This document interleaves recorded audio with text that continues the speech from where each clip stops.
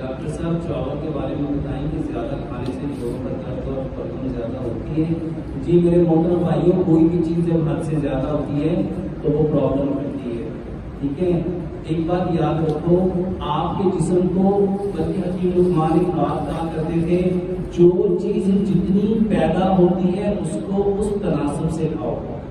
पूरी दुनिया में सबसे ज़्यादा पैदा होती है सबसे ज़्यादा फल और सब्जियां, 70% खाओ फल और सब्जियां। 20% आपको चाहिए थी अजनास, जिसमें चावल थे, जिसमें गंदम थी, जिसमें आपका बाजरा था, ज्वार थी, मकई थी, जौ थे, आपकी दालें थी, चने थे, आपके सारे मसाला जात थे। ये 20% चाहिए। तो सबसे ज्यादा क्या चाहिए? फल और सब्जियां। और दूसरे नंबर पे क्या चाहिए?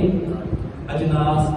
तीसरे नंबर पे 10% आपको चाहिए थी एनिमल प्रोडक्ट, जिसमें दूध था, दही था, लस्सी थी, मक्खन था, घी था, पनीर था, मटन था, बीफ था, चिकन था, अंडे थे, आपके सारे के सारे दूध से बनी हुई बेकरी के आइटम और सारी की सारी आपकी मिठाइयाँ, ये चाहिए थी 10%।